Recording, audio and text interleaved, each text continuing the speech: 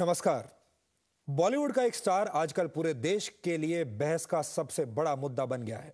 कानून की नजर में वो विलेन है, लेकिन कुछ लोग उसे हीरो बना रहे हैं, नायक बना रहे हैं, और आप सब भी उसे नायक के तौर पर बड़े पर्दे पर देखते आ रहे हैं वर्षों से। पूरे देश में यह बहस चल रही है कि संजय दत्त असल में मुन्ना है या फिर भाई है। यानी संजय दत्त वाकई में मासूम है या वाकई में वो एक अपराधी है। बहस तो चल रही है, लेकिन पूरा सच क्या है ये इस देश के लोगों के सामने अब तक साफ नहीं हुआ है। इसलिए इस बहस को उसके अंजाम तक पहुंचाने के लिए जी न्यूज ने संजय दत्त के केस से जुड़े हर दस्तावेज, हर कबूलनामे और गवाहों को खंगाला, उनसे बात की, उन्हें पढ़ा, और उसके बाद हमने तैयार की संजय की क्राइम फाइल। इस वक्त इस टेबल पर जितनी फाइल्स आप देख रहे हैं मेरे साथ, ये सारी फाइल्स संजय दत्त के लीगल केस की फाइल्स हैं। ये वो दस्तावेज हैं जिसमें चार्जशीट है, ये वो दस्तावेज हैं जिसमें संजय दत्त का कन्फेशन है, ये वो दस्तावेज हैं जो ये बताते हैं कि सीबीआई ने, पुलिस ने किस तरीके से संजय दत्त की बीच बीच में मदद करने की कोशिश की। और इस फाइल से जुड़ा हर पन्ना, हर लाइन, हर शब्द संजय दत्त को सवालों के घेरे में खड़ा करता है। लेकिन सबसे बड़ा सवाल यह है कि क्या इस देश में दो कानून होने चाहिए, रसूखदार लोगों के लिए अलग और आप और हमारे जैसे आम लोगों के लिए अलग। सवाल यह भी है कि क्या इस देश में अब वीवीआईपी लोग जब किसी केस में फंसे तो उन्हें छोड़ देने के लिए एक अलग कानून बना देना चाहिए? क्या हम उस लाइन पर चलना शुरू कर देंगे जहां हम ये कहेंगे कि जो रसूखदार लोग हैं अब उन्हें उन पर केस चलाने की जरूरत ही नहीं है, जैसा कि संजय दत्त के मामले में कोशिश की जा रही है, जब इस तरह की मांग उठती है कि संजय दत्त को माफ कर देना चाहिए। आज हम आपको संजय दत्त की लीगल फाइल्स दिखाएंगे। हजारों पन्नों की ये फाइलें हैं और इन फाइलों में छुपे हैं बहुत से राज। ये वो राज हैं जो शायद आपने कभी संजय दत्त के बारे में जाने नहीं होंगे, और ये वो राज हैं जो आपको ये भी बताएंगे कि क्या संजय दत्त ने मासूमियत की वजह से वो तमाम AK-56 जो गन उनके घर पे मिली थी या जो पिस्टल मिली थी, वो वाकई में उस वक्त उतने मासूम थे या फिर वो बहुत कुछ जानते थे जो आप और हम नहीं जानते।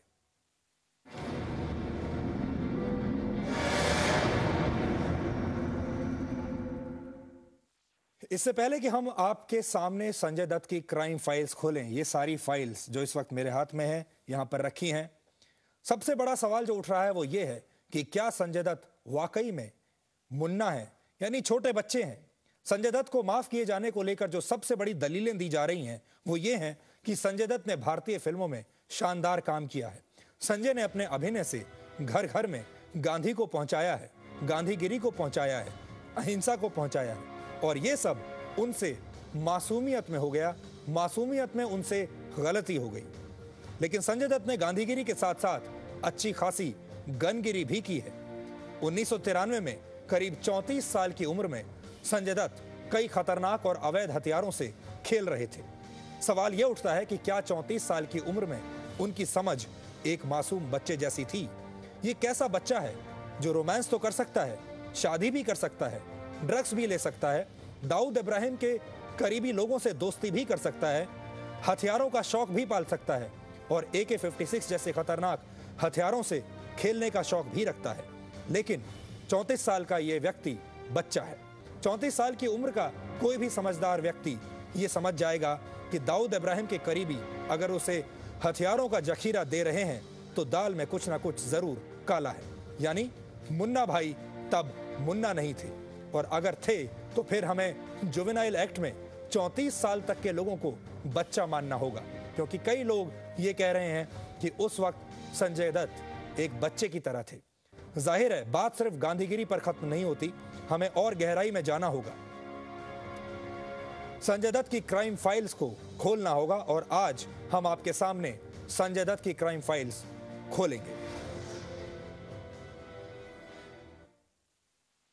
शुरू करते हैं यह सिलसिला। जी न्यूज की टीम ने पिछले 72 घंटे संजय दत्त की क्राइम फाइल्स के साथ गुजारे। करीब 2500 से ज्यादा पन्नों की फाइल्स हमने खुद पढ़ी हैं, हमारी टीम ने पढ़ी हैं, उनका विश्लेषण किया है। हमने उन तमाम लोगों से औपचारिक और अनौपचारिक रूप से बातचीत की जो संजय दत्त के राज जानते थे, और सारे तथ्यों को जोड़ने से जो तस्वीर सामने आती है वो ये कहती है कि संजय दत्त के मामले में ऐसा बहुत कुछ है जो आप नहीं जानते, देश के लोग नहीं जानते और आपके लिए ये जानना जरूरी है। आज जो क्राइम फाइल्स हम खोलने वाले हैं, उनके डिटेल देखने के बाद भी अगर आप सोचते हैं कि संजय दत्त को माफी मिलनी चाहिए, तो फिर आपको कई और ऐसे चेहरे भी नजर आएंगे जिन्हें संजय दत्त के साथ साथ माफ करना होगा। और इस केस के सारे किरदारों को जानने के बाद आपको पता चलेगा कि संजय दत्त को तो कई साल पहले ही माफी मिल चुकी है और सरकार अगर चाहे तो क्या नहीं कर सकती। सिस्टम को तोड़ मरोड़ कर जिसे चाहे सलाखों के पीछे ले जा सकती है सरकार और जिसे चाहे सहूलियत भी दे सकती है। और जब आप इस केस को पढ़ेंगे तो आपको समझ में आएगा कि वाकई में सरकार क्या क्या कर सकती है। किसे चाहे तो जेल में बंद कर सकती है और किसे चाहे तो तमाम सहूलियतों के साथ उसे माफ भी कर सकती है। इस केस से जुड़े हुए बहुत सारे लोगों से हमने बात की। संजय दत्त के साथ जो इस केस में शामिल थे उनसे बात की, उन पुलिस के लोगों से बात की जिन्होंने तहकीकात की थी, सीबीआई के उन लोगों से बात की जो इस केस से जुड़े हुए थे, और हमने तमाम वकीलों से भी बात की। और उन सारी बातचीतों का जो सार है वो आज हम आपके सामने रखेंगे।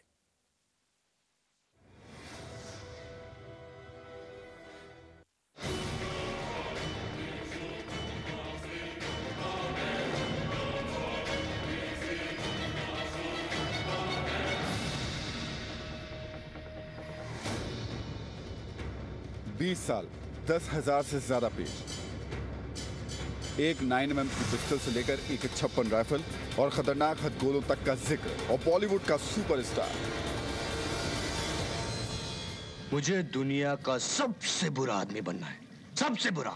रियल लाइफ में संजय दत्त ने नायक और खलनायक दोनों भूमिकाएं निभाई, लेकिन सवाल यह था कि क्या आर्म्स एक्ट केस में संजय रियल लाइफ के नायक हैं या खलनायक। सवाल बड़ा है, बहस भी चारों ओर हो रही है। कहीं उनकी माफी की बात है तो कहीं उन्हें सजा देनी। जी न्यूज की टीम ने संजय दत्त से जुड़े हर दस्तावेज को खंगालना शुरू किया।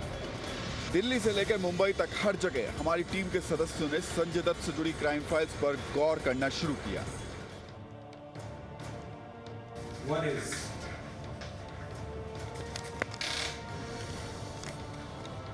दूसरा हम ले सकते हैं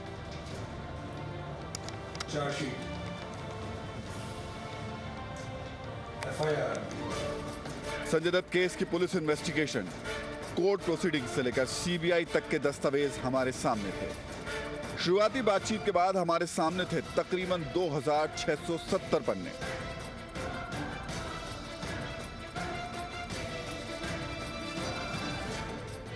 यहाँ तक सब कुछ ठीक ठाक पे चल रहा है। टाडा और 120 साजिश में षड्यंत्र में शामिल।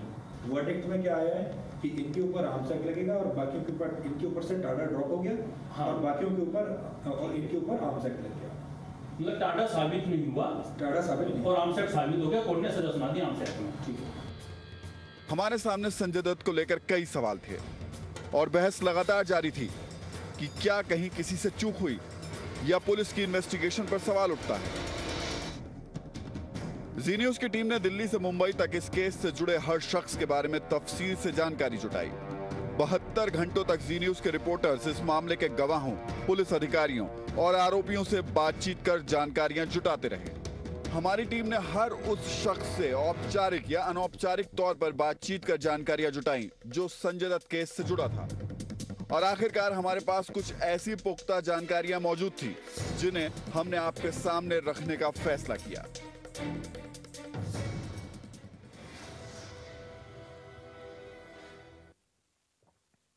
तो आपने देखा कि ये लंबी तहकीकात पूरी हुई और तहकीकात में क्या निकला ये आज हम आपको बताना चाहते हैं।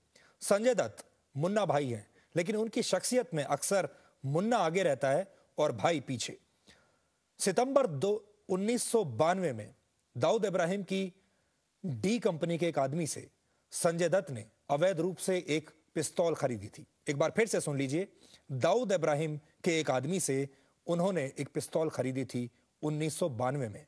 यह बाबरी मस्जिद कांड से पहले की बात है। उस वाक़े का जिक्र हमें संजय दत्त के कबूलनामे में मिला। संजय दत्त ने एक कन्फेशन दिया था पुलिस के सामने 1993 में। उस कन्फेशन के बारे में शायद ज्यादा लोग नहीं जानते, लेकिन उस कन्फेशन में, उस कबूलनामे में संजय दत्त ने क्या क्या कहा है आज हम आपके सामने पेश कर रहे हैं। सबसे पहले ये सुनिए। ये दिसंबर 1991 की बात है। मैं दुबई में फिरोज खान की फिल्म यलगार की शूटिंग कर रहा था। उसी दौरान फिरोज खान ने मेरी मुलाकात दाऊद इब्राहिम और उसके छोटे भाई अनीस से करवाई। इसके बाद अनीस आए दिन हमारी शूटिंग और होटल में आने लगा। मेरे और अनीस के बीच अच्छी जान पहचान हो चुकी थी। फिर मैं सितंबर 1992 में आरके स्टूडियो में एक फिल्म की शूटिंग कर रहा था। तब कयूम नाम का एक शख्स मेरे पास आया। कयूम डी कंपनी का मेंबर था और अनीस के साथ मैं उससे दुबई में मिल चुका था। कयूम और उसके साथ आए एक अनजान आदमी ने मुझे 9mm की पिस्टल दिखाई। मैंने पिस्टल को देखा, वो मुझे पसंद आ गई और मैंने उस पिस्टल को 40,000 रुपए में खरीद लिया। संजय दत्त पर आर्म्स एक्ट के तहत मुकदमा चलाया गया। कहा जाता है कि उनके पास जो आर्म्स मिले, जो वेपन्स मिले, वो नाजायज थे। हम आपको यहां यह बताना चाहते हैं कि अगर किसी नागरिक के पास लाइसेंसी पिस्टल है, छोटी सी पिस्टल है, और वो किसी वजह से अपना लाइसेंस रिन्यू करवाना भूल जाता है और पुलिस ने उस दौरान उसका हथियार पकड़ लिया, तो ऐसे में उस जमाने में 1993 में उसे आर्म्स एक्ट के तहत कम से कम 5 साल की सजा मिलती, क्योंकि उस वक्त मुंबई नोटिफाइड एरिया था। क्योंकि नोटिफाइड एरिया में कम से कम सजा आर्म्स एक्ट में 5 साल की थी और ये सजा किसी भी शरीफ आदमी को मिल सकती थी जिसके पास लाइसेंस वेपन है, लेकिन भूल से उससे कोई गलती हो गई। लिहाजा यही सजा संजय दत्त को भी मिली 5 साल की आर्म्स एक्ट के तहत, जबकि संजय दत्त के पास कोई छोटी मोटी लाइसेंसी पिस्टल नहीं बल्कि AK-56 जैसी राइफल थी और वो भी उसने दाऊद इब्राहिम के लोगों से ली थी। इसी तरीके से संजय दत्त के पास जो पिस्टल थी वो भी उसने दाऊद इब्राहिम के लोगों से ली थी। संजय दत्त को यही सजा मिली क्योंकि सीबीआई अदालत में संजय दत्त के खिलाफ गंभीर आरोपों के लिए सबूत पेश नहीं कर पाई। यानी यहां पर जो समझने की बात है वो ये है कि कानून में जो सबसे कम सजा है आर्म्स एक्ट में वो है 5 साल।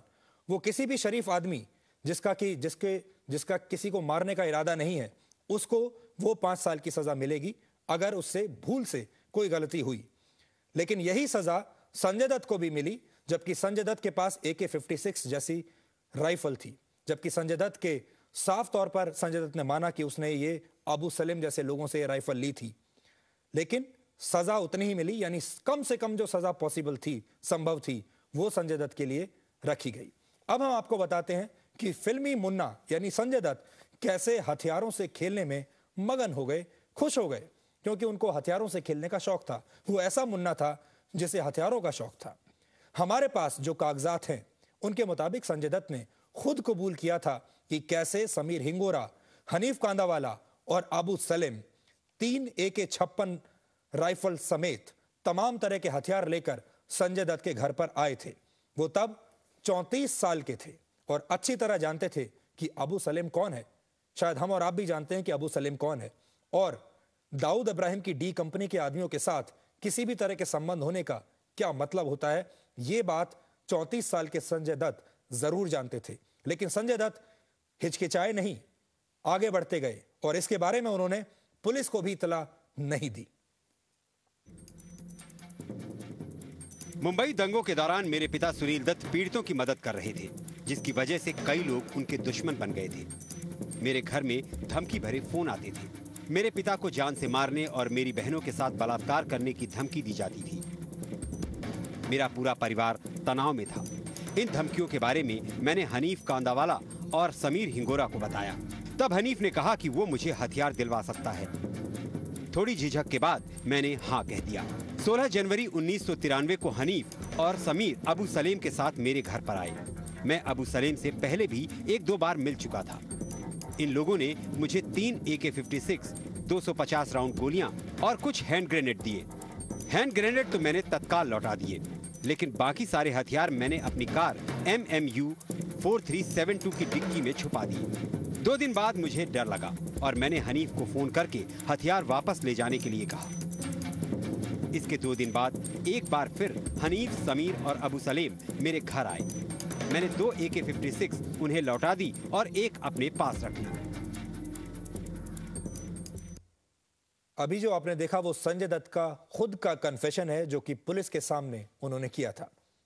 1993 ब्लास्ट की जांच करने वाले मुंबई पुलिस के अधिकारी भी तब ये बात मान चुके थे कि संजय दत्त और अंडरवर्ल्ड के बीच ताल्लुकात हैं। ये दोनों एक दूसरे को जानते हैं, दोनों एक दूसरे के संपर्क में रहते हैं और दोनों एक दूसरे से बात करते हैं। इनके बीच में एक तगड़ा कनेक्शन है। ये बात पुलिस को समझ में आ चुकी थी।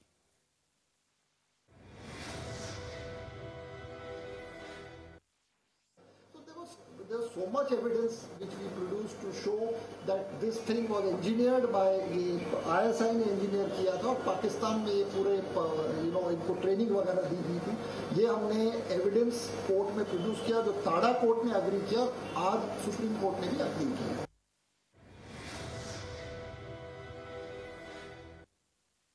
संजय दत्त मुन्ना भाई तो हो सकते हैं, लेकिन वो मुन्ना नहीं है, छोटे बच्चे नहीं है। ये बात उनके कबूलनामे के कागजात पढ़कर कोई भी समझ सकता है। 1993 में मुंबई ब्लास्ट की जांच के दौरान जब हनीफ कांदावाला और समीर हिंगोरा गिरफ्तार हो गए तो संजय दत्त घबरा गए और उन्होंने अपने घर में रखे हुए हथियार नष्ट करवाने के लिए अपने एक दोस्त से कहा। यहां तक कि इस दौरान वो अपने पिता सुनील दत्त से भी लगातार झूठ बोलते रहे, क्योंकि अखबारों में यह खबर पढ़ने के बाद उनके पिता सुनील दत्त ने संजय दत्त से पूछा कि अखबारों में जो कुछ छप रहा है क्या वो सही है। अखबारों में आ रहा है कि संजय दत्त के पास AK-56 राइफल थी और पुलिस को उस पर शक है, लेकिन संजय दत्त ने उस वक्त अपने पिता से भी झूठ बोल दिया। 2 अप्रैल 1993 को मैं मॉरिशस में फिल्म आतिश की शूटिंग कर रहा था। तभी मुझे खबर लगी कि हनीफ कांदावाला और समीर हिंगोरा मुंबई ब्लास्ट केस में गिरफ्तार हो गए हैं। ये खबर सुनकर मैं घबरा गया। मुझे लगा कि ये लोग पुलिस को मेरा नाम बता सकते हैं। मैंने अपने दोस्त यूसुफ नलवाला को फोन किया और कहा कि मेरे घर की दूसरी मंजिल पर एक काले रंग का बैग रखा है, उसमें रखे सामान को नष्ट कर दो, नहीं तो मैं बहुत बड़ी मुश्किल में फंस जाऊंगा। इस बीच अखबारों में खबर आने लगी कि मेरे पास कुछ अवैध हथियार हैं। मेरे पिता सुनील दत्त ने मुझे फोन करके इन खबरों के बारे में सच्चाई जाननी चाहिए, मगर मैंने उनसे झूठ बोल दिया। इस बीच मैंने मुंबई लौटने का फैसला किया। मेरे पिता ने मेरी फ्लाइट की जानकारी मुंबई पुलिस को दे दी और जैसे ही मैं एयरपोर्ट पर उतरा, पुलिस ने मुझे हिरासत में ले लिया।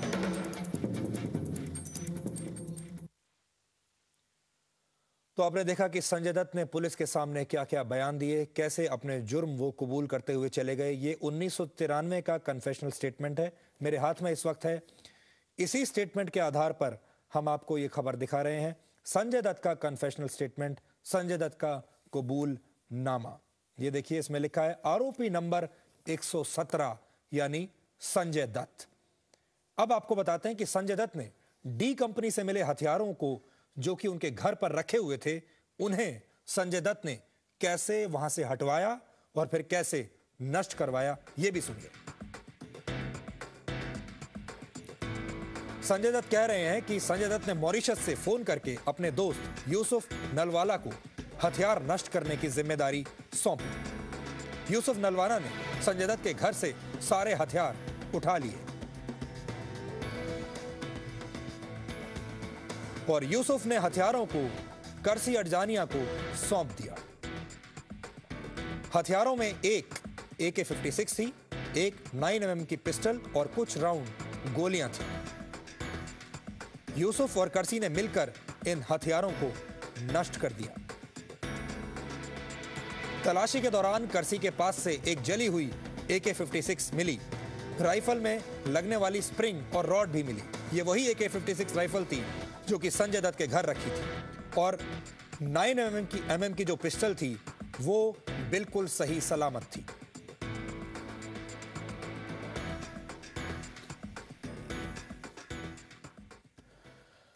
उन्नीस 1994 में सुनील दत्त ने भी अपने बेटे की करतूतों को गलत ठहराया था और कहा था कि उनके दिल में इसकी टीस हमेशा रहेगी। बहुत पुराना बयान हम आपको दिखाते हैं आज। तब सुनील दत्त ने क्या कहा था अपने इस मुन्ना बेटे के लिए।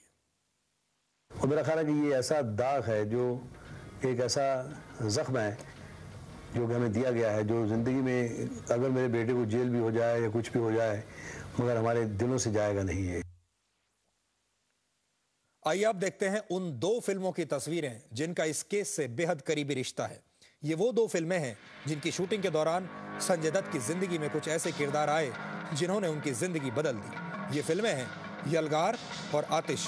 आप में से बहुत सारे लोगों ने ये दोनों फिल्में देखी होंगी। यलगार फिरोज खान की फिल्म थी और इसी फिल्म की शूटिंग के दौरान ही संजय दत्त की मुलाकात दाऊद इब्राहिम और अनीस से हुई थी। ये वो मुलाकात थी जो बाद में चलकर संजय के लिए मुसीबत बन गई। और दूसरी फिल्म थी आतिश।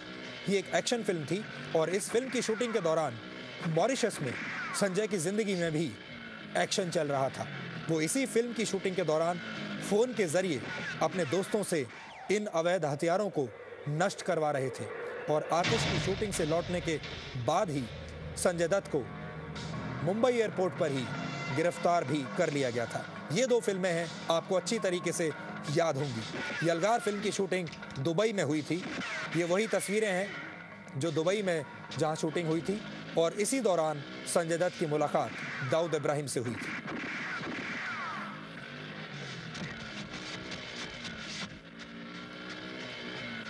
हमारे दो सहयोगी मुंबई से संजय सिंह और दिल्ली से महेश गुप्ता, इन दोनों ने संजय दत्त की तमाम फाइल्स को पढ़ा है, शुरू से लेकर आखिर तक इस कहानी को समझा है।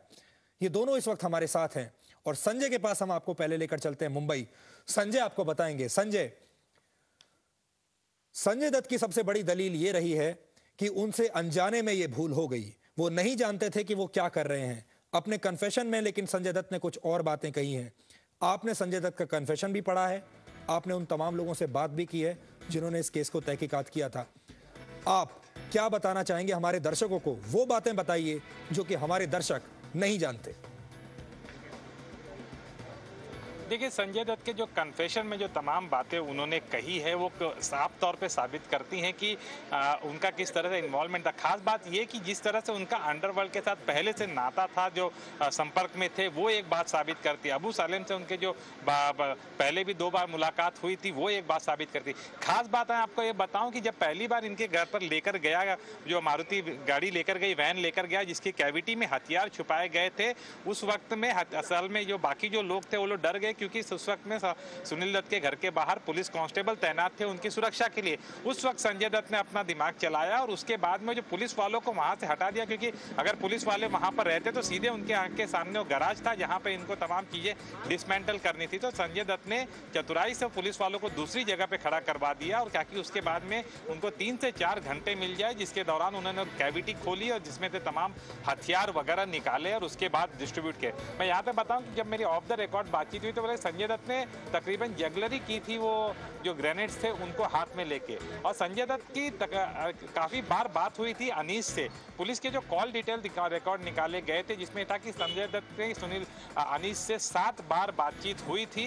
और मैं आपको बता दूं 150 से ज्यादा आरोपी थे सारे मामले में, लेकिन बहुत ही कम और चुनिंदा लोग थे जिनके साथ में अनीस इब्राहिम या दाऊद इब्राहिम बात कर रहे थे। और लगातार फ्रिक्वेंटली जो बात हुई थी 7 बार वो संजय दत्त के साथ हुई थी। और जबकि MTNL के रिकॉर्ड में भी ये बात साफ हो गई और जिस नंबर पे बात किया गया था वो भी पता चला गया कि दुबई में अनीस इब्राहिम का था। तो इससे पता चलता है कि उनके जो लगातार उनसे जो जुड़ाव था और संपर्क था वो बना था। और खास बात यह कि कोई भी साधारण सा व्यक्ति इस बात को समझ सकता है कि अगर इतनी सारी AK-56 आ रही है, हथगोले आ रहे हैं, इसका मतलब कहीं ना कहीं डिसरप्टिविटी फैलाया जाएगा। इसका कोई पीसफुल पर्पस के लिए तो इस्तेमाल किया नहीं जाएगा, इसको विध्वंसकारी गतिविधियों के लिए ही इस्तेमाल किया जाएगा। खास बात यह कि अगर वक्त रहते संजय दत्त ने अगर पहले ही भी अलर्ट कर दिया होता तो शायद ये जो धमाके और बाकी जो चीजें हैं वो देखने में नहीं मिलती। सुधीर जी संजय, इसका मतलब ये है कि संजय दत्त बहुत कुछ जानते थे जो उन्होंने उस वक्त पुलिस को नहीं बताया।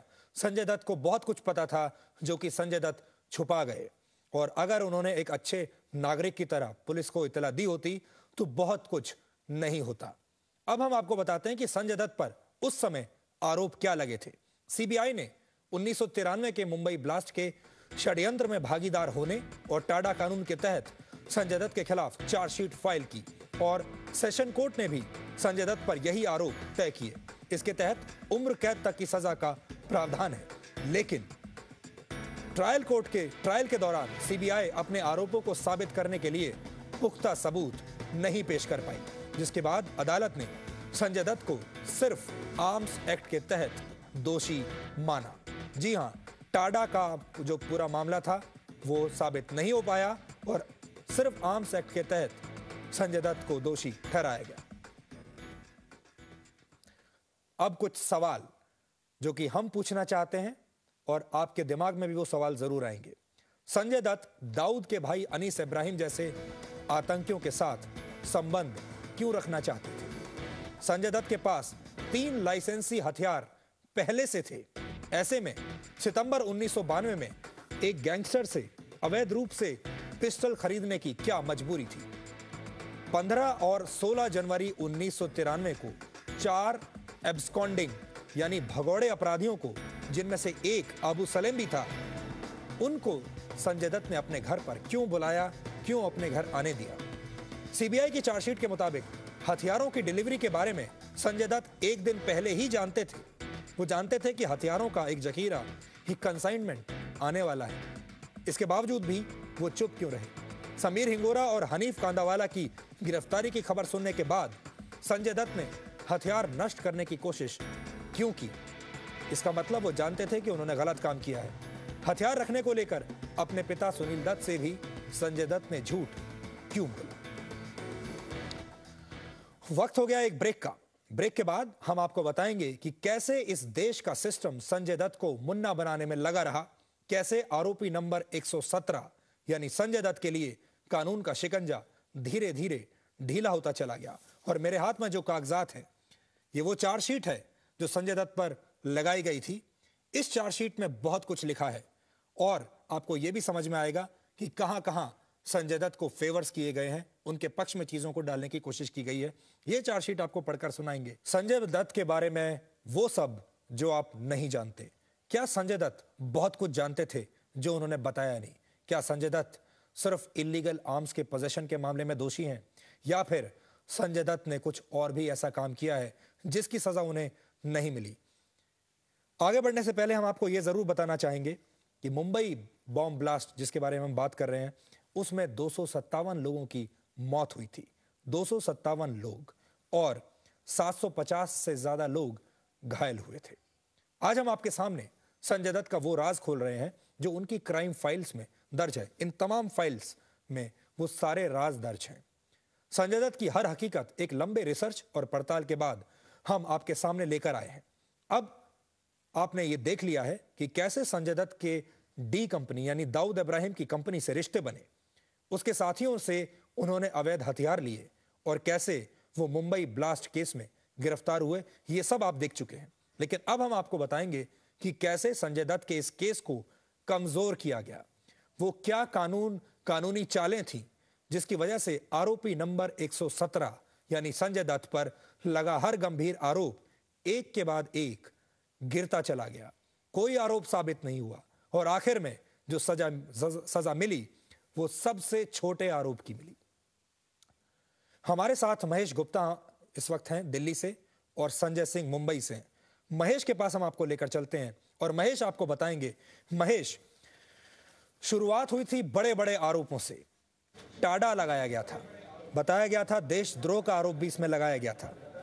मेरे पास वो चार्जशीट भी है जिसमें लिखा है कि संजय दत्त को पता था उन कंसाइनमेंट्स के बारे में। Consignment smuggled into the country by Dawood Ibrahim and his associates knowingly and intentionally that these were smuggled into the country for the purpose of committing terrorist acts. ऐसा इसमें लिखा है सेक्शन 3 ऑफ टाडा। लेकिन ये सारे आरोप गिरते चले गए। कैसे ये केस कमजोर हुआ महेश? देखिए, इसके अंदर जो सीबीआई ने शुरू में जो चार्जेस लगाए थे वो षड्यंत्र का था। षड्यंत्र ये कि बाहर से जो है आपके पास हथियार आते हैं, वो हथियार जो है आतंकवादी लाते हैं, दाऊद के लोग लाते हैं, कोई छोटे मोटे अपराधी नहीं है जो इसको स्मगल कर रहे हो। तो ये सब जो भी हथियार आए थे वो आतंकवादी गतिविधि के लिए आए थे, देशद्रोह के लिए आए थे।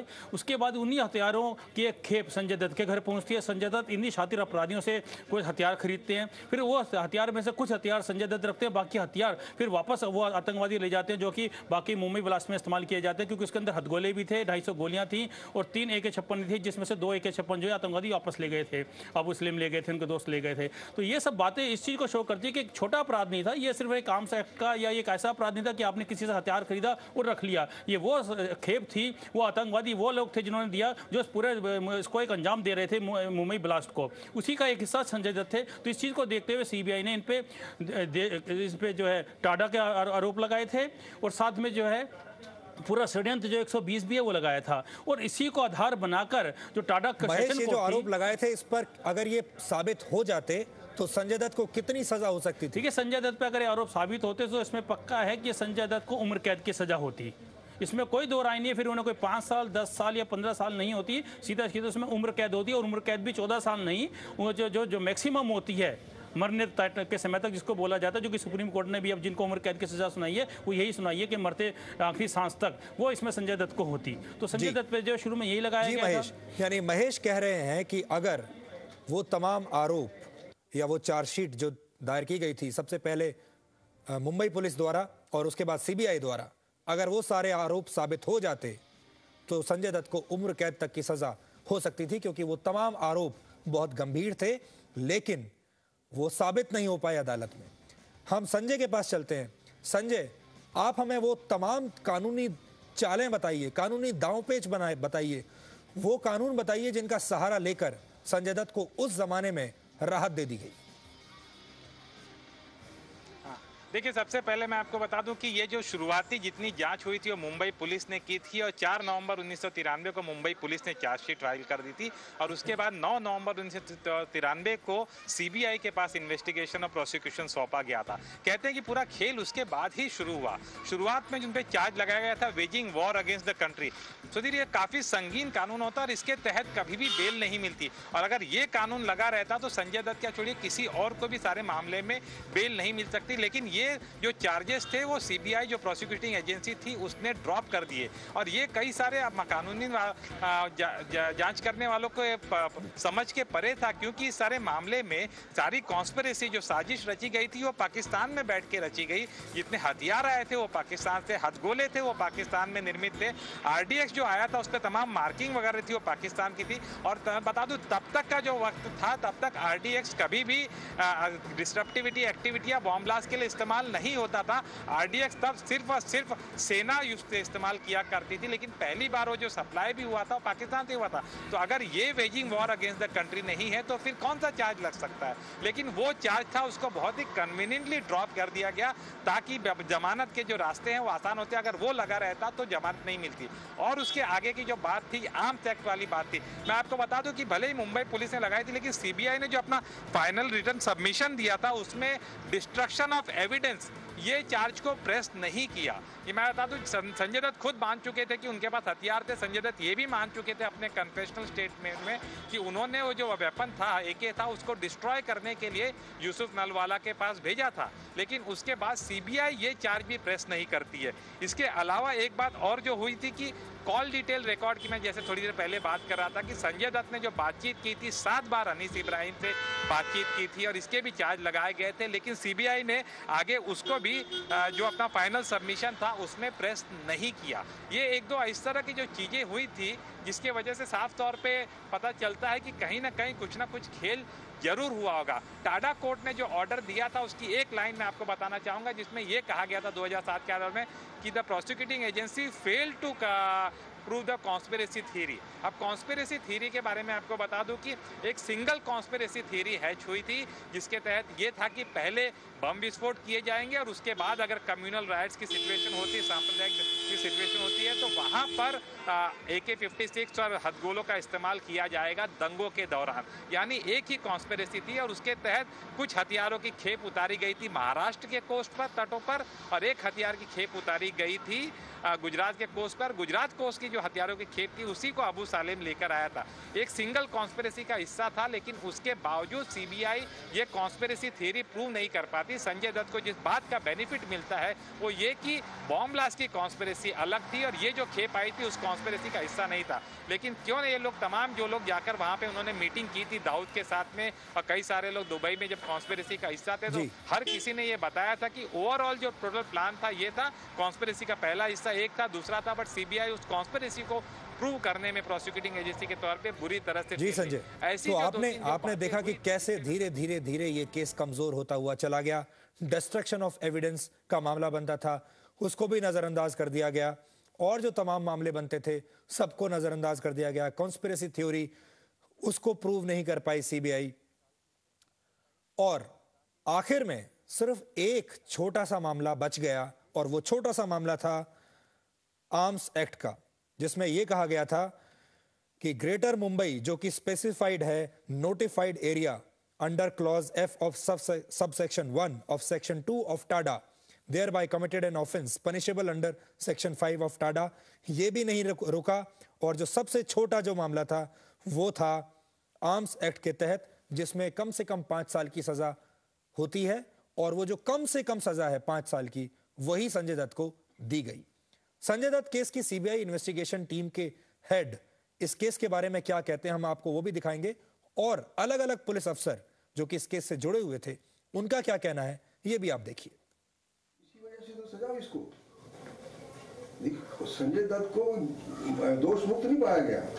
संजय दत्त को सजा की गई है इन्हीं कारणों वजह से कि उसने हथियार नाजायज तरीके से अपने पास रखे। सिर्फ ये डिफरेंस ऑफ ओपिनियन, शुरू में सीबीआई या बॉम्बे पुलिस उसको टाड़ा चार्ज लगाया था, कोर्ट ने भी शुरू में टाड़ा में चार्ज फ्रेम किए, बाद में एविडेंस को अप्रिशिएट करके कोर्ट ने उसको टाड़ा से मुक्त किया, पर दोष मुक्त नहीं किया।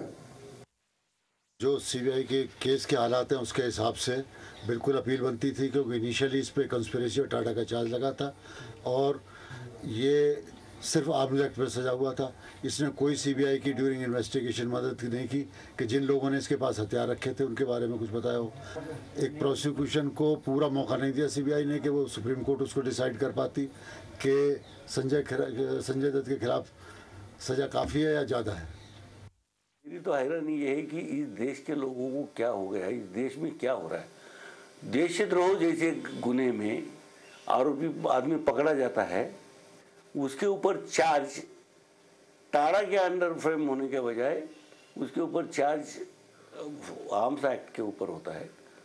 मेरी समझ में नहीं आ रहा है कि AK-47, 56 जो भी उनके पास में मिला था, नोटिफाइड एरिया में वो वेपन मिलना इटसेल्फ एक गैंग एक्टिविटी में आता है। उनको टाड़ा क्यों नहीं लगा ये नहीं मुझे मालूम। इस देश में हम लोगों को देश से व्यक्ति ज़्यादा प्रिय हो गए, ये इसका मतलब है।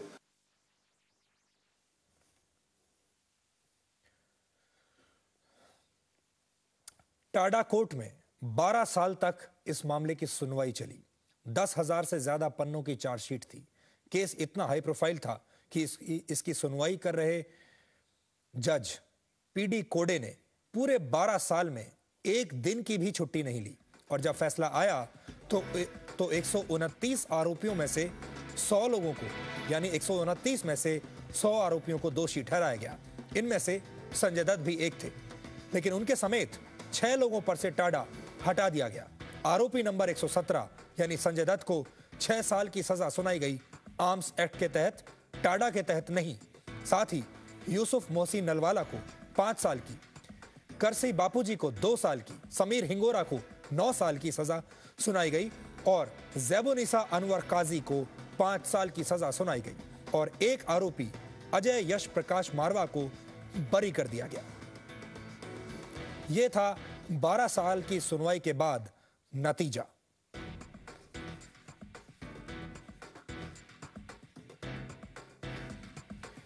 तो आपने देखा कि सुनवाई चलती रही और सुनवाई के बाद संजय दत्त पर और इन बाकी लोगों पर टाडा नहीं बना और आर्म्स एक्ट के तहत संजय दत्त को 6 साल की सजा सुना दी गई। इसके बाद सीबीआई को क्या करना चाहिए था? सीबीआई को सुप्रीम कोर्ट जाना चाहिए था, यह कहते हुए कि वो इस वर्डिक्ट को चैलेंज करेंगे, चुनौती देंगे इस फैसले को, और वो ये कहेंगे कि संजय दत्त पर टाडा का मामला बनता है। लेकिन ऐसा नहीं हुआ। टाडा सेशंस कोर्ट से जब लोगों को सजा मिली तो सभी लोग जेल पहुंच गए, जिसके बाद दोषियों ने जमानत के लिए सुप्रीम कोर्ट में अपनी अपनी अर्जियां दाखिल की। अब आप ध्यान से सुनिए, सीबीआई का यह काम था कि वो जमानत अर्जियों का विरोध करे ताकि अदालत दोषियों को जमानत पर रिहा न करे। लेकिन सीबीआई ने क्या किया, आप सुनिए। सीबीआई ने एक नया आधार दिया। जिन लोगों को 6 साल या उससे कम की सजा मिली है, उनकी जमानत की अर्जी पर सीबीआई ने विरोध नहीं किया। सवाल उठते हैं कि संजय दत्त को जमानत दिलवाने के लिए तो ऐसी दलील कहीं नहीं दी गई, क्योंकि संजय दत्त को 6 साल की सजा हुई थी। सीबीआई की इस दलील के बाद संजय दत्त को तुरंत जमानत मिल गई।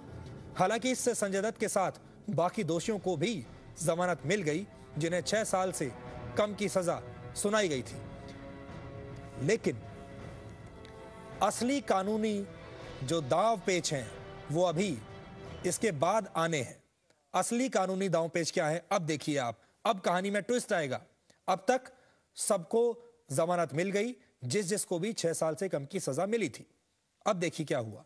टाडा सेशंस कोर्ट के फैसला सुनाए जाने के बाद सवाल सीबीआई के सामने था। सीबीआई ने दोषियों की सजा बढ़वाने के लिए सुप्रीम कोर्ट में अपील दायर की, लेकिन सीबीआई ने संजय दत्त का नाम इसमें शामिल नहीं किया। आर्म्स एक्ट में सजा पाए गए 5 लोगों में से 3 दोषियों की सजा बढ़वाने के लिए सीबीआई ने एक बार फिर से सुप्रीम कोर्ट में अपील की। इनमें समीर हिंगोरा, जिसे 9 साल की सजा सुनाई गई थी, उसके खिलाफ अपील की गई। उसकी सजा बढ़वाने के लिए सीबीआई सुप्रीम कोर्ट पहुंची। वहीं बुजुर्ग महिला ज़ेबुनिसा की सजा को भी बढ़वाने के लिए सीबीआई ने अपील की।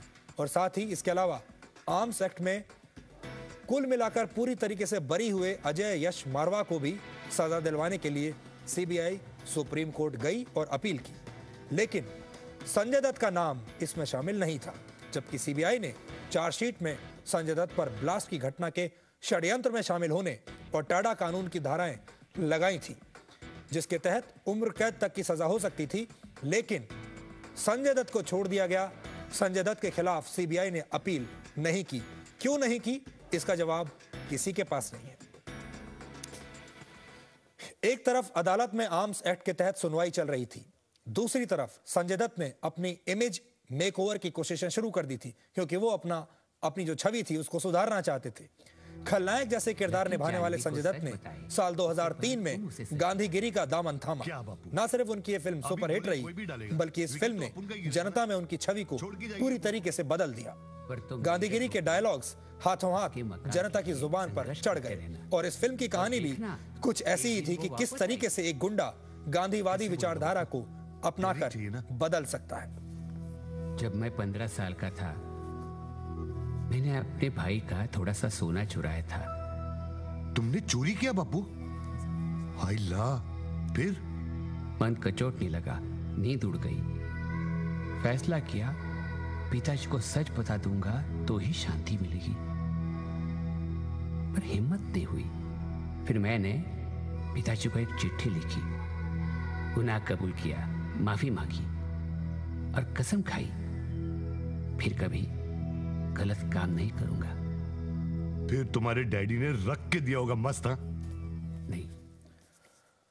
तो उसके बाद संजय दत्त गांधीगिरी करने लगे। सुप्रीम कोर्ट से उन्हें जमानत मिल गई थी, राहत मिल गई थी, और सबसे बड़ी राहत उन्हें मिली थी सीबीआई से। और यही टर्निंग पॉइंट है। ये टर्निंग पॉइंट आप में से बहुत कम लोग जानते होंगे। महेश और संजय इस वक्त हमारे साथ हैं। महेश, आप हमारे दर्शकों को बताइए कि ये टर्निंग पॉइंट कैसे आया, और असल में माफी तो संजय दत्त को तभी मिल गई थी जब सीबीआई सुप्रीम कोर्ट नहीं गई उनके खिलाफ, जब सीबीआई ने टाडा चार्जेस को प्रेस नहीं किया। देखिए, इसमें जाहिर सी बात है कि जब कोई अक्यूज है, अगर वो अपील फाइल करता है तो अपनी सजा के खिलाफ करता है, जिस पर अदालत सुनवाई करती है और सारी दलीलें जो हैं इसी बात की रखी जाती है कि मुझे निर्दोष साबित किया जाए। लेकिन दूसरी ओर जो स्टेट होती है या सीबीआई होती है, उसका काम है कि वो भी अपील फाइल करे सजा बढ़वाने के लिए, क्योंकि इसके अंदर तो उम्र कैद तक की सजा का प्रोविजन था। और सीबीआई ने शुरू में चार्जेस भी इसी बात के चार्जशीट में लिखा था, और जो टाडा कोर्ट है उसने भी चार्जेस इसी बात के फ्रेम किए थे। तो लेकिन उसके बावजूद जब सीबीआई नहीं आई तो सीधी सी बात है कि सीबीआई ने तो अपनी तरफ से बिल्कुल क्लीन चिट संजय दत्त को तभी देती थी जब मामला सुप्रीम कोर्ट पहुंच गया था।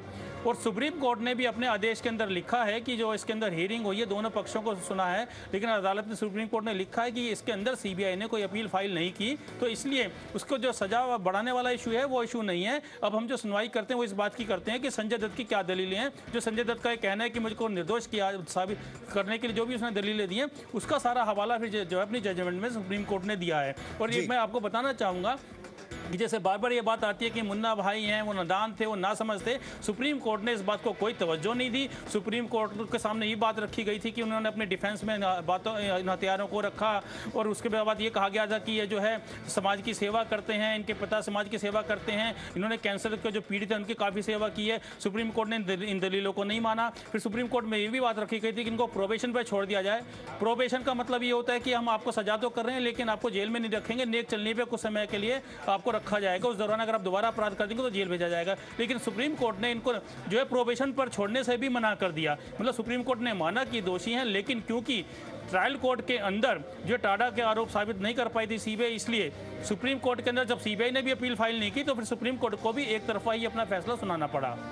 जी महेश, संजय के पास हम चलते हैं। संजय, आपने सुना महेश ने क्या कहा और कैसे सीबीआई ने रहम दिखाया संजय दत्त पर, और हम बार बार ये कह रहे हैं कि असल में माफी तो संजय दत्त को तभी मिल गई थी जब सीबीआई ने टाडा चार्जेस हटा दिए थे और अपील नहीं की उन चार्जेस को लेकर। आप कुछ बताना चाहेंगे उन तमाम लोगों के साथ सीबीआई का जो ये पूरा रवैया जो था? अगर आप देखें, मेरे पास उस अपील के पेपर्स हैं जिसमें कहा गया है संजय दत्त हैं, यूसुफ मोहसिन नलवाला हैं, बाकी लोग हैं, समीर हिंगोरा है, सबके खिलाफ सीबीआई सुप्रीम कोर्ट गई, लेकिन संजय दत्त के खिलाफ नहीं गई। यानी जो व्यक्ति AK-56 लेकर संजय दत्त के घर गया था उस पर सीबीआई चाहती है कि टाडा लगे, लेकिन जिस व्यक्ति ने अपने घर में उस गन को रखा उस पर सीबीआई नहीं चाहती कि टाडा लगे। जी बिल्कुल, तो मैं बताऊं कि सारा खेल इसी पर है। कहानी बिल्कुल सिंपल सी है कि समीर हिंगोरा, अबू सालेम, बाबा चौहान और हनीफ, ये तमाम लोग वेपन लेकर संजय दत्त के घर पे, इन चारों पे टाडा लगा। उसके बाद संजय दत्त के घर से जो कुछ और बचे हुए वेपन जब वापस लेके जाने की बात आई तो अबू सालेम, मंसूर और जैबुन्निसा, इन पर टाडा लगा। पूरी कड़ी आप देखेंगे तो उसमें सिर्फ एक ही व्यक्ति है जिस पर टाडा नहीं लगता है, उसके अलावा सभी लोगों पर लगा है। सालेम है, बाबा चौहान है, समीर है, हनीफ है, उन पर लगता है, फिर संजय दत्त पे टाडा नहीं लगता। उसके बाद आगे फिर मंसूर पे टाडा लगता है और जैबुन्निसा पे टाडा लगता है। यानी साफ पता चलता है कि सिर्फ एक व्यक्ति को अगर छूट गया है तो पहली बात तो सवाल उठता है कि छूटा कैसे ये व्यक्ति, और उसके बाद अगर सीबीआई अपील में क्यों नहीं जाती है। इसके अलावा एक और मैं पहलू आपके ध्यान में लाऊंगा कि सन 2002 में एक बातचीत का टेप आया था संजय दत्त का, जिसमें संजय दत्त, महेश मांजरेकर और प्रोड्यूसर थे, ये लोग बात कर रहे थे। छोटा शकील तो जो दाऊद इब्राहिम का सबसे खास सिपा सालार था। ये एक बात साबित करती है कि इतना तमाम एक्ट होने के बाद भी, जमानत पे बाहर आने के बाद भी संजय दत्त ने अपने जो संपर्क थे वो उस दाऊद इब्राहिम के साथ की गैंग के साथ तोड़े नहीं थे। उसी दाऊद इब्राहिम गैंग के साथ जिसने ये विस्फोट करवाए थे। सीबीआई इस मामले को लेकर भी कभी बेल कैंसिल कराने के लिए नहीं गई और सीबीआई के लिए इतना भी बता कि अगर ये व्यक्ति बाद में भी कनेक्टेड है और संपर्क रखा है, उसके बाद भी सीबीआई जाकर क्यों नहीं उसके खिलाफ में अपील पर जाती है। ये कई जो सवाल है वो सीबीआई का जो कंडक्ट है या प्रोसिक्यूटिंग एजेंसी के तौर पर ये जो कमियां हैं जो दर्शाता है, और जिसका फायदा साफ तौर पर संजय दत्त को मिला है। जी संजय, तो ये तमाम वो बातें हैं जो आप संजय दत्त के बारे में नहीं जानते, क्योंकि कहानी बहुत लंबी है और ये सब बातें इन फाइलों में छुपी हुई हैं, इन फाइलों में दबी हुई हैं। ये सारी बातें, ये सारे तथ्य, ये सारे फैक्ट्स, ये कानूनी दांव-पेच इन फाइलों में दब कर रह गए। और जो लोग संजय दत्त की माफी के बारे में कह रहे हैं उन्होंने शायद ये फाइल नहीं पढ़ी है, इसीलिए वो सिर्फ संजय दत्त को एक छोटे से आर्म्स एक्ट का दोषी मानकर माफ करने की बात कह रहे हैं। एक तरफ संजय दत्त की माफी के लिए पूरा बॉलीवुड और नेताओं की पूरी जमात लामबंदी कर रही है, दूसरी तरफ एक अकेली बेटी जो अपनी बुजुर्ग मां जैबुन्निसा के लिए जंग लड़ रही है। जी हां, अभी ये कहानी खत्म नहीं हुई है। एक और किरदार है जिस पर हम चाहते हैं कि आप नजर डालें, क्योंकि वो किरदार बहुत महत्वपूर्ण है। क्योंकि संजय दत्त को अगर माफी मिली तो फिर इस किरदार को भी माफी देनी होगी। जैबुन्निसा की बेटी ने इसी कानूनी जंग के लिए अपनी शादी तक नहीं की। आइए हम आपको जैबुन्निसा के केस से भी रूबरू करवाते हैं और आपको बताते हैं कि पूरा मामला क्या है। जैबुन्निसा पर संजय दत्त की तरह 120B और आर्म्स एक्ट के आरोप लगे। इस केस में एक आरोपी के बयान के आधार पर जैबुन्निसा को गिरफ्तार कर लिया गया। फिर से आपको हम बताते हैं कि एक आरोपी के बयान के आधार पर इस महिला को गिरफ्तार कर लिया गया। इसका नाम है जैबुन्निसा।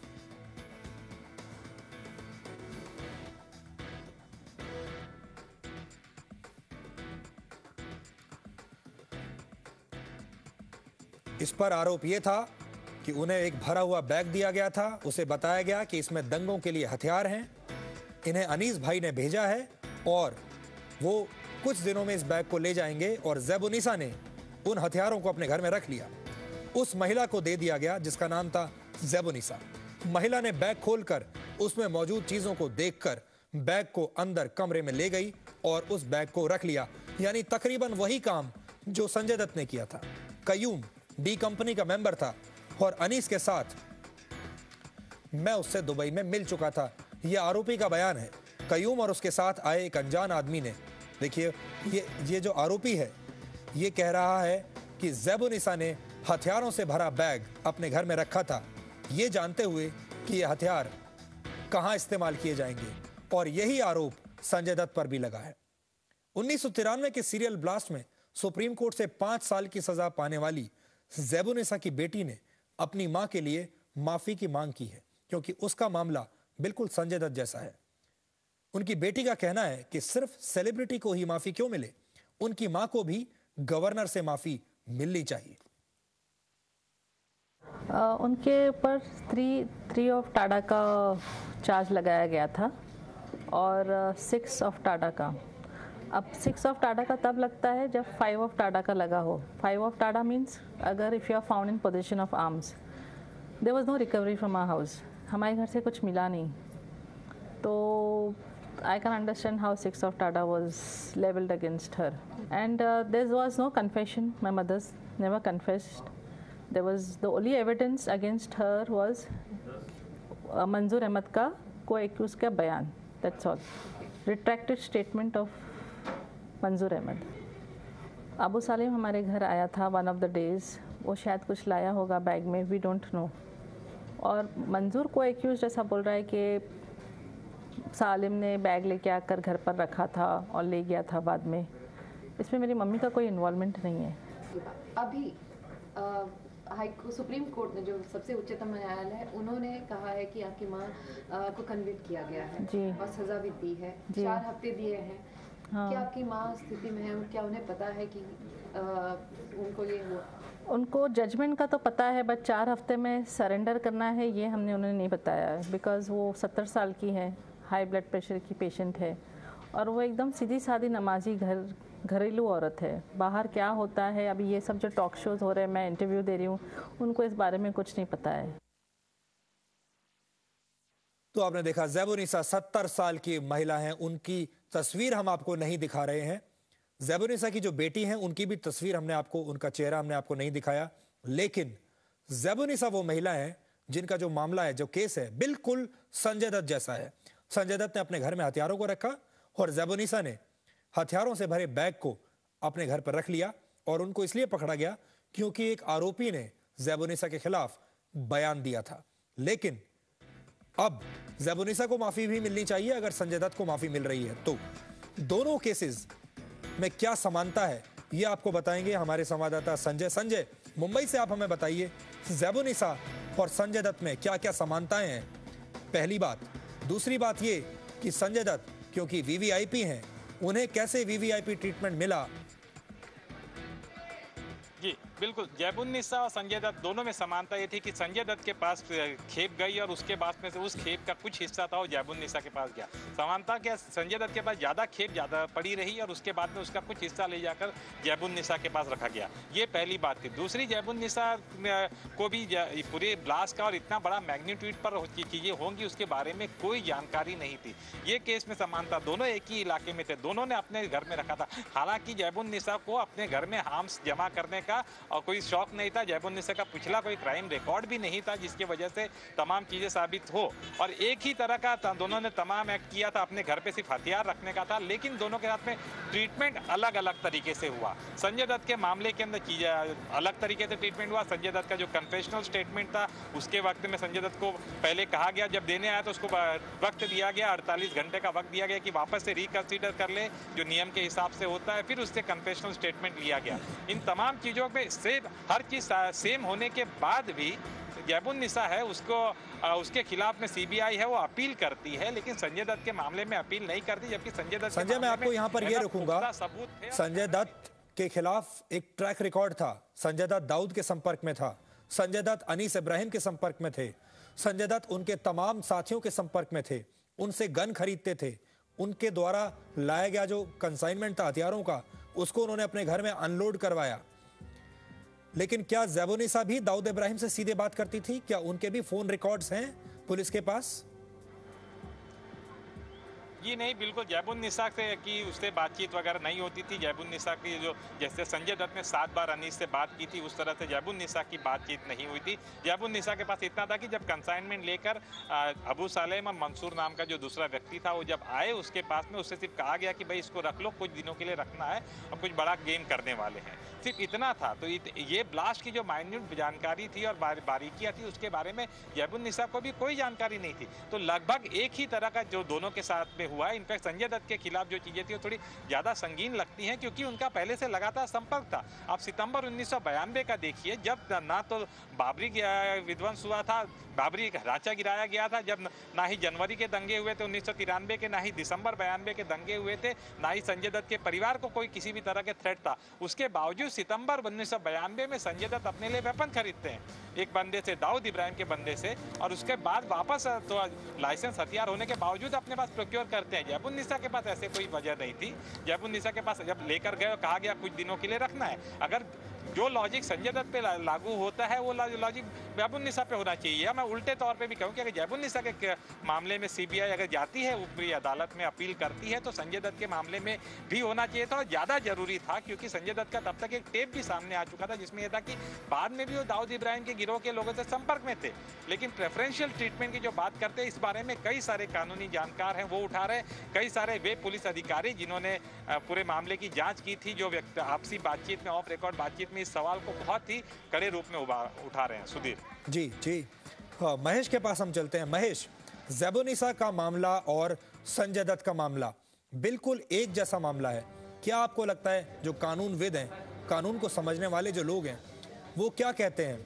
जैबुन्निसा को भी अब 4 हफ्ते में सरेंडर करना है संजय दत्त की तरह। अगर संजय दत्त को इतनी मांग जो उठ रही है कि गवर्नर को, राज्यपाल को उन्हें माफ कर देना चाहिए, तो उन तमाम 100 लोगों का क्या होगा जो कि इस पूरे मामले में आरोपी हैं और वो भी या तो संजय दत्त से कम गिल्टी पाए गए हैं या उनका केस संजय दत्त जैसा ही है? देखिए, मैं इसके अंदर एक चीज़ साफ करना चाहूँगा कि जब हम अदालत के अंदर होते हैं, सुप्रीम कोर्ट में होते हैं, चाहे वो सुप्रीम कोर्ट के जर्नलिस्ट हैं, चाहे वहाँ पे सुप्रीम कोर्ट का स्टाफ है, चाहे वहाँ पे एडवोकेट्स हैं, जो चाहे जूनियर एडवोकेट्स हैं, सीनियर एडवोकेट्स हैं, कोई भी इस बात की बात बिल्कुल नहीं करता है कि संजय दत्त को माफ़ी हो, क्योंकि उसकी एक वजह है कि इस देश के अंदर सबसे बड़ी अदालत सुप्रीम कोर्ट है, और सुप्रीम कोर्ट ने जब उसको सज़ा सुना दी तो उसके बाद कोई बचाव बचता ही नहीं है। और दूसरी बात यह कि सुप्रीम कोर्ट में ये इशू भी आया था कि उसे प्रोबेशन पर छोड़ा जाए। जो उसके वकील थे उनकी तरफ से काफ़ी पुख्ता दलीलें रखी गई थी। संजय दत्त की तरफ से एफिडेविट फाइल किया गया था जिसमें उन्होंने जितनी भी अपने हक की बातें थी सारी उसमें मेंशन की थी। लेकिन सुप्रीम कोर्ट ने साफ कहा कि ये जो जिस प्रकार का ये एपिसोड है, घटनाक्रम है, कि बेशक से आर्म्स एक्ट में सजा दी जा रही है, लेकिन जो घटनाक्रम है उसको अगर देखा जाए तो ये अपराध हल्का नहीं है और उसको प्रोबेशन पे नहीं छोड़ा जा सकता। तो कहने का मतलब है कि देश की सबसे बड़ी अदालत, जिसके ऊपर कोई और अदालत नहीं होती है, उसने साफ कहा कि इस अपराध को देखते हुए प्रोबेशन पे नहीं छोड़ा जाएगा। तो जो वकील फेटर्निटी है, एडवोकेट फेटर्निटी है, वो बिल्कुल इस बात को नहीं बोलती है कहीं पर भी कि इसमें जो है उनको किसी प्रकार की माफ़ी होगी, क्योंकि जो संजय दत्त के मिलने वाले हैं या कुछ और लोग हैं जो चर्चा कर रहे हैं, इसलिए बात जब ये आ गई और मीडिया में भी उठ गई है। लेकिन अगर हम देखें तो कितने लोगों को सजा है, दिल्ली की जेल है, मुंबई की जेल है, पूरे देश की जेलें जो भरी पड़ी हैं, जो जिनमें 5 साल से कम की सजा के लोग हैं, जो अदालतों के अंदर सजा पाए हुए हैं या विचाराधीन कैदी हैं, जेलों में भरे पड़े हैं। तो लेकिन उनको कभी भी ऐसे माफ़ी नहीं। अगर इस तरह से अगर संजय दत्त को माफी होती है और वकील इस बात को अगर उठाते हैं तो जाहिर सी बात है कि जिन लोगों को 5 साल से कम की सजा होगी या 3 साल से कम की सजा होगी तो उनके वकील तो यही कहेंगे कि अदालत को सब इन्हें सजा देने की जरूरत क्या है। जैसे संजय दत्त को माफी मिल गई थी तो माफी तो फिर इनको भी दी जाए, इन पर मुकदमा ही ना चलाया जाए। तो कहने का मतलब है कि जो 3 साल तक की सजा के जितने भी हमारे कानून है, 5 साल तक की सजा के जितने भी हमारे कानून है, सब जाया हो जाएंगे, सब बेकार हो जाएंगे। हर वकील दलील ये देगा कि मिलोड मुकदमा चलाने की जरूरत क्या है, क्योंकि 5 साल तक अगर आप हमारे क्लाइंट को सजा करते भी हैं तो उसे तो माफी मिलनी ही चाहिए। ये भी बताना चाहेंगे कि तमाम तरह के नेता ऐसे हैं जो ये कह रहे हैं कि संजय दत्त को माफ कर देना चाहिए, जिसमें जया बच्चन एक हैं। अमर सिंह और जया प्रदा आज शाम को ही संजय दत्त से मिलकर आए हैं और उन्होंने गवर्नर से भी अपील की है कि इन्हें माफ कर देना चाहिए। कांग्रेस के दिग्विजय सिंह भी एक ऐसे नेता हैं जिन्होंने ये कहा है कि 34 साल की उम्र में संजय दत्त बच्चे थे और उनसे बचपन में ये भूल हो गई, इसलिए उन्हें माफ कर देना चाहिए। ये बहस इसीलिए छिड़ी हुई है कि क्या संजय दत्त को माफ कर देना चाहिए। 34 साल की उम्र में क्या संजय दत्त इतने भोले थे और क्या वाकई भी हमें संजय दत्त से हमदर्दी होनी चाहिए। कुछ और लोगों की राय कुछ और कानून जानने वाले लोगों की राय हम आपको दिखाते हैं। कहते हैं कि सिर्फ उन्होंने आर्म्स लिए थे सेल्फ डिफेंस में, तो जब उनके साथी सिंघोरा और नलवाला पकड़े गए तब उन्होंने विदेश से फोन करके डिस्ट्रॉय करने को क्यों बोला। तो वो भी चीज पे लोग शांत हैं कि इन्होंने डिस्ट्रॉय करने को क्यों बोला, जबकि ज़ैबुन्निसा काजी के यहाँ तो सिर्फ वो आर्म्स रखे गए थे, उनको टाटा लगाया गया और संजय दत्त को छोड़ा गया है। वो और संजय दत्त की एक बार नहीं, आगे भी चल के ये लोग जो है अंडरवर्ल्ड से इनके संबंध रहे हैं, इनका आना जाना रहा है। और ये सिर्फ कहना कि एक इमोशनल उसमें एजिटेट होके उन्होंने किया है, वो सरासर देश के साथ अन्याय है और कानून के साथ खिलवाड़ है। तो टाडा जज को बोलते कि टाडा जज ने गलती कर दी तो सुप्रीम कोर्ट को बताते, लेकिन सुप्रीम कोर्ट के सामने भी ये सारी बातें आई हैं। सुप्रीम कोर्ट ने वो देखा, आंखें खोल के देखा, उन्हें जांचा, उन्हें तोला, उन्हें परखा, उसके बाद सुप्रीम कोर्ट ने अपना फैसला सुनाया। और उस फैसले में सुप्रीम कोर्ट ने कहा कि हम इस बात से सहमत हैं जो निचली बात अदालत ने कही है कि संजय दत्त पर बम ब्लास्ट के धमाकों से कोई जोड़ नहीं बनता और संजय दत्त आतंकवादी नहीं है। तो ये बात तो खत्म हो चुकी, अब इसको हम दोबारा नहीं खोल सकते। संजय दत्त का कंडक्ट इस तरह का नहीं है कि उनको तत्काल क्षमा कर दिया जाए। तो संजय दत्त ने भी रहम मांगा नहीं, उनके लिए रहम की भीख मांगने के लिए बाकी लोग कटोरा लेकर खड़े हो गए हैं। ये बहुत आश्चर्यजनक और ये प्रचार पाने का एक सस्ता तरीका दिखाई देता है। तो आपने देखा, यह भी हो सकता है कि संजय दत्त के जरिए बहुत सारे लोग प्रचार पाने की कोशिश कर रहे हों, एक बहस छेड़ने की कोशिश कर रहे हों। संजय दत्त, इसमें कोई संदेह नहीं है, बहुत अच्छे अभिनेता हैं। संजय दत्त ने बहुत अच्छी अच्छी फिल्में दी हैं, कितने सालों से हमारा और आपका मनोरंजन करते आ रहे हैं। लेकिन इसका मतलब ये नहीं है कि संजय दत्त कुछ भी करेंगे तो उन्हें माफी मिल जाएगी। जयाप्रदा की हम बात कर रहे थे, जो कि लोकसभा की सांसद हैं। ये चिट्ठी मेरे हाथ में है जो कि उन्होंने महाराष्ट्र के गवर्नर को लिखी है, जिसमें उन्होंने कहा है, इस चिट्ठी में उन्होंने कहा है कि संजय दत्त को माफ कर देना चाहिए। और इसीलिए ये तमाम बहस आज चल रही है कि संजय दत्त को माफ कर देना चाहिए। इसी बहस का जवाब देने के लिए कि ये बहस किसी मुकाम तक पहुंचे, हमने ये सारी फाइल्स पढ़ी। हमने शुरू से आखिर तक जानने की कोशिश की कि आखिरकार संजय दत्त ने किया क्या था। और ये तमाम फाइल में जो सच है, जो दफन होकर कहीं रह गया है, वो ये कहता है कि संजय दत्त ने सिर्फ अपने घर में AK-56 राइफल रखने से कहीं ज्यादा बड़ा गुनाह किया है। संजय दत्त बहुत कुछ जानते थे।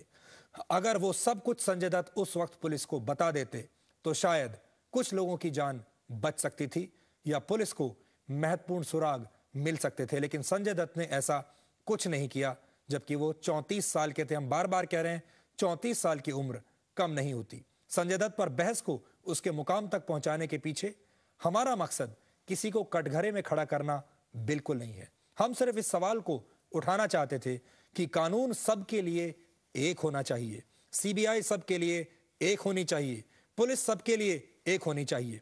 संजय दत्त जैसे रसूखदार लोग, VVIP लोग, जो ऊपर से नीचे तक सबको जानते हैं, जान पहचान वाले लोग, और ज़ैबुन्निसा जैसी गरीब लोगों के लिए अलग अलग नजरिया क्यों है?